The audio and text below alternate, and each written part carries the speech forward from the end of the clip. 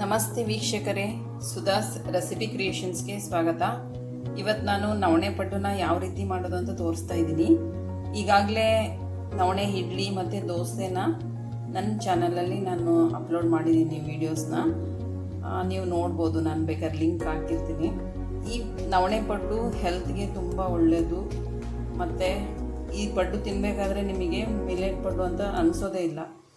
ಈ foxtail millet ಪಡ್ಡು ಹೆಲ್ತ್ಗೆ ಅಂತೂ ತುಂಬಾ ಒಳ್ಳೆಯದು. ಈ ರೀತಿ ಒಂದ್ಸರಿ ಮಾಡಿ ನೋಡಿ.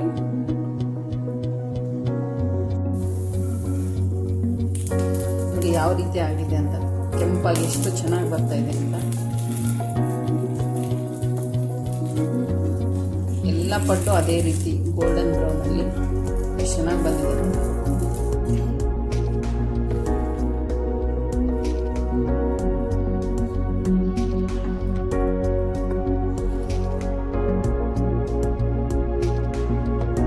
ಈ ನವಣೆ ಪಡ್ಡುನ ನೀವು ತಿನ್ಬೇಕಾದ್ರೇ ಗೊತ್ತಾಗುತ್ತೆ ಎಷ್ಟು ಸಾಫ್ಟ್ನೆಸ್ ಅನಿಸುತ್ತೆ ಅಂದರೆ ಬಾಯಲ್ಲಿ ತುಂಬ ಚೆನ್ನಾಗಿರುತ್ತೆ. ಈ ರೀತಿ ಒಂದ್ಸರಿ ಮಾಡಿ ನೋಡಿ.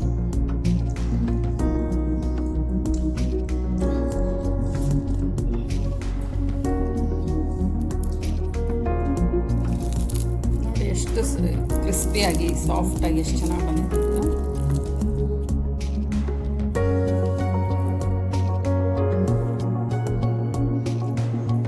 ಒಳಗಡೆ ಯಾವ ರೀತಿ ಇದೆ ಅಂತ ತುಂಬ ಟೇಸ್ಟಿಯಾಗಿರುತ್ತೆ ಈ ಪಡ್ಡು ಮಾತ್ರ.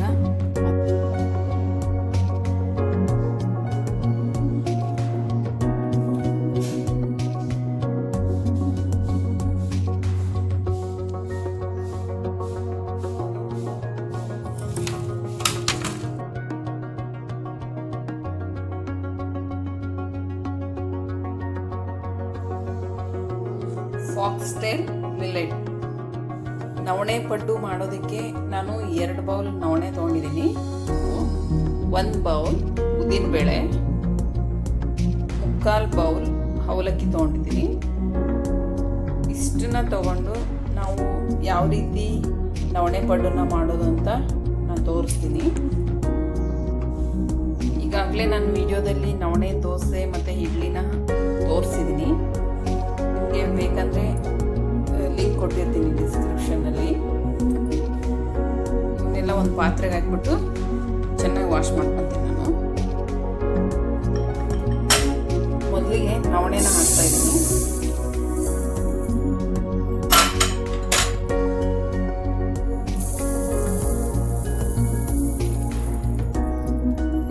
ಎರಡು ಬೌಲ್ ನವಣೆ, 1 ಬೌಲ್ ಉದ್ದಿನಬೇಳೆ ಬೇರೆ ಪಾತ್ರೆಗೆ ಹಾಕ್ತಾ ಇದ್ದೀನಿ. ಈಗ ಬೇರೆ ಬೇರೆ ಆಗಿ ವಾಶ್ ಮಾಡ್ಕೊಳ್ಳೋಣ ಇವನ್ನ. ಈಗ ಇವನ್ನ ಚೆನ್ನಾಗಿ ವಾಶ್ ಮಾಡಿ 5 ರಿಂದ 6 ಗಂಟೆಗಳ ಕಾಲ ನೆನೆಯೋದಕ್ಕೆ ಬಿಡ್ತಾ ಇದ್ದೀನಿ. ಉದ್ದಿನಬೇಳೆ, ನವಣೆ, ಅವಲಕ್ಕಿನ ಹಿಟ್ಟು ರುಬ್ಬೇಕಾದ್ರೆ ಹಾಕ್ಬೇಕು. ಈ ಮೆಂತ್ಯನ ನಾನು ಈಗಲೇ ನೆನೆಸಿಡ್ತಾ ಇದ್ದೀನಿ. 1 ಅಥವಾ 1.5 ಸ್ಪೂನ್ ಮೆಂತ್ಯ ತೊಗೊಂಡಿದ್ದೀನಿ ನಾನು. ನಿಮಗೆ ಬರೀ ನವಣೆ ಬೇಡ ಅಂದರೆ ಇದಕ್ಕೆ 1 ಬೌಲ್ ನವಣೆ ಮತ್ತು 1 ಬೌಲ್ ವೈಟ್ ರೈಸ್ ಕೂಡ ಆ್ಯಡ್ ಮಾಡ್ಕೋಬೋದು. ಬೇಡ ಅಂದರೆ ಬರೀ ನವಣೆದೇ ಮಾಡಿ, ತುಂಬ ಚೆನ್ನಾಗಿರುತ್ತೆ. ನಾನಿವತ್ತು ವೈಟ್ ರೈಸ್ನ ಹಾಕ್ತಾ ಇಲ್ಲ, ಬರೀ ನವಣೆ ಪಡ್ಡನ್ನು ಮಾಡಿ ತೋರಿಸ್ತಾ ಇದ್ದೀನಿ. ಈಗ 6 ಗಂಟೆಗಳ ಕಾಲ ನೆಂದಿದೆ ನೋಡಿ. ಉದ್ದಿನಬೇಳೆ, ಮೆಂತ್ಯ ಮತ್ತು ನವಣೆ ಇವನ್ನ ಈಗ ಗ್ರೈಂಡ್ ಮಾಡ್ಕೋಬೇಕು ನಾವು. ಈಗ ಮೊದಲಿಗೆ ನಾನು ನವಣೆನ ಗ್ರೈಂಡ್ ಮಾಡ್ಕೊತೀನಿ. ಈಗ ನವಣೆನ ಗ್ರೈಂಡ್ ಮಾಡಿದ್ದೀನಿ, ಉದ್ದಿನಬೇಳೆನ ಗ್ರೈಂಡ್ ಮಾಡ್ಕೊತೀನಿ. ಈಗ ಇದೇ ಜಾರಲ್ಲಿ ಉದ್ದಿನಬೇಳೆನ ಗ್ರೈಂಡ್ ಮಾಡ್ಕೊತಾ ಇದ್ದೀನಿ. ಈಗ ಉದ್ದಿನಬೇಳೆನೂ ಗ್ರೈಂಡ್ ಮಾಡಿದ್ದೀನಿ ನೋಡಿ.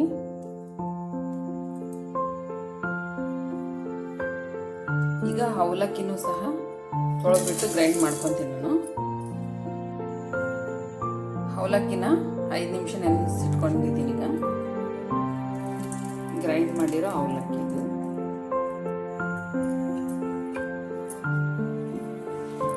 ಅವಲಕ್ಕಿ ಮತ್ತು ನವಣೆ, ಉದ್ದಿನಬೇಳೆ ಈ 3 ಗ್ರೈಂಡ್ ಮಾಡಿಬಿಟ್ಟು ಚೆನ್ನಾಗಿ ಮಿಕ್ಸ್ ಮಾಡ್ಕೊತಾ ಇದ್ದೀನಿ. ಈಗ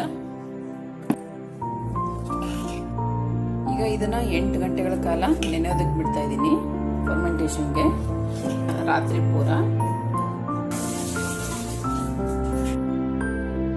ಬೆಳಗ್ಗೆ ತೆಗೆದು ನೋಡಿದರೆ ನೋಡಿ ಯಾವ ರೀತಿ ಉಬ್ಬಿ ಬಂದಿದೆ ನೋಡಿ.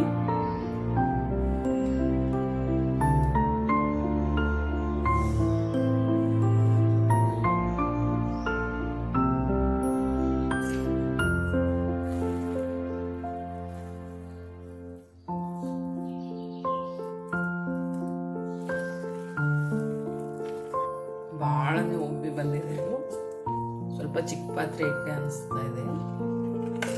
ಬೇರೆ ಪಾತ್ರೆಗೆ ಹಾಕೊತೀನಿ ನಾನು. ಈಗ ನೋಡ್ತಿರ್ಬೋದು ಎಷ್ಟು ಚೆನ್ನಾಗಿ ಉಬ್ಬಿದೆ ಅಂತ.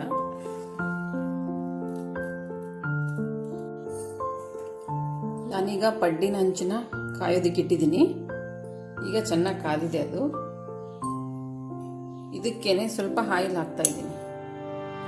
ನೀವು ಆಯಿಲ್ ಆದರೂ ಹಾಕ್ಬೋದು, ತುಪ್ಪ ಬೇಕಾದರೂ ಹಾಕೋಬೋದು.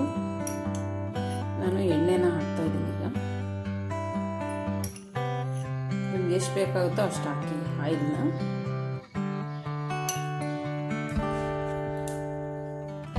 ಈ ಹಿಟ್ಟಿಗೆ ನಾನು ಉಪ್ಪನ್ನ ಹಾಕಿಬಿಟ್ಟು ಕಲಿಸ್ಕೊಂಡಿದ್ದೀನಿ. ಇದಕ್ಕೆ ಸೋಡಾ ಹಾಕಿಡೋ ಅವಶ್ಯಕತೆ ಇರೋದಿಲ್ಲ. ಅಷ್ಟು ಚೆನ್ನಾಗಿ ಫರ್ಮೆಂಟೇಷನ್ ಆಗುತ್ತೆ ಈ ಮಿಲೆಟ್ ಪಡ್ಡಿನ ಹಿಟ್ಟು. ಅದಕ್ಕೋಸ್ಕರ ನಾನು ಇದಕ್ಕೆ ಸೋಡಾ ಹಾಕಿಲ್ಲ, ಬರೀ ಉಪ್ಪನ್ನು ಮಾತ್ರ ಹಾಕ್ತೀನಿ.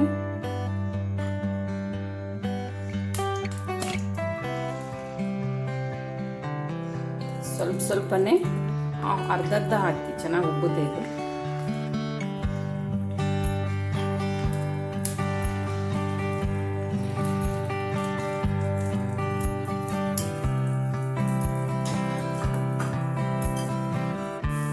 ಈಗ ಒಂದು ಮೇಲ್ಗಡೆ ಮುಚ್ಚಳನ ಮುಚ್ಚಿಡ್ತಾ ಇದ್ದೀನಿ ನಾನು. ನೋಡಿ ಯಾವ ರೀತಿ ಆಗಿದೆ ಅಂತ, ಕೆಂಪಾಗಿ ಎಷ್ಟು ಚೆನ್ನಾಗಿ ಬರ್ತಾ ಇದೆ ಅಂತ. ಎಲ್ಲ ಪಡ್ಡು ಅದೇ ರೀತಿ ಗೋಲ್ಡನ್ ಬ್ರೌನಲ್ಲಿ ಎಷ್ಟು ಚೆನ್ನಾಗಿ ಬಂದಿದೆ ನೋಡಿ.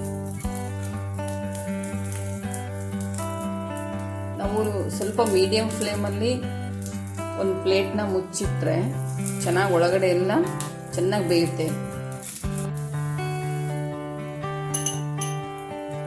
ಯಾರೆಲ್ಲ ನನ್ನ ಚಾನಲ್ಗೆ ಸಬ್ಸ್ಕ್ರೈಬ್ ಮಾಡ್ಕೊಂಡಿಲ್ಲ ನೋಡಿ, ಅವರೆಲ್ಲ ನಾನು ಸಬ್ಸ್ಕ್ರೈಬ್ ಮಾಡ್ಕೊಳ್ಳಿ. ನೀವೆಲ್ಲ ಸಬ್ಸ್ಕ್ರೈಬ್ ಮಾಡೋದು ನನಗೆ ತುಂಬಾ ಅಗತ್ಯ ಇದೆ. ಅದಕ್ಕೋಸ್ಕರ ಸಬ್ಸ್ಕ್ರೈಬ್ ಮಾಡ್ಕೊಳ್ಳೋದನ್ನು ಮಾತ್ರ ಮರಿಬೇಡಿ. ಒಂದು ಲೈಕ್ ಮಾಡೋದನ್ನು ಮರಿಬೇಡಿ. ಫ್ಯಾಮಿಲಿ ಆ್ಯಂಡ್ ಫ್ರೆಂಡ್ಸ್ಗೆ ನನ್ನ ವಿಡಿಯೋ ಇಷ್ಟ ಆದರೆ ನೀವು ಫ್ಯಾಮಿಲಿ ಫ್ರೆಂಡ್ಸ್ಗೆ ಶೇರ್ ಮಾಡಿ.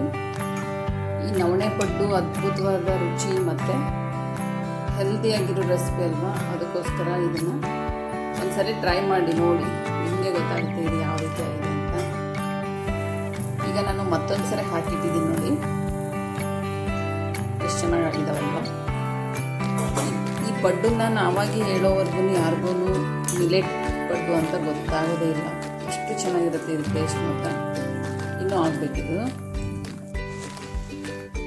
ನಾನು ಮಾಡಿರೋ ನವಣೆ ಪಡ್ಡು ನಿಮ್ಗೆ ಇಷ್ಟ ಆದರೆ ಲೈಕ್ ಮಾಡಿ, ಶೇರ್ ಮಾಡಿ, ಸಬ್ಸ್ಕ್ರೈಬ್ ಮಾಡ್ಕೊಳ್ಳೋದನ್ನು ಮರಿಬೇಡಿ.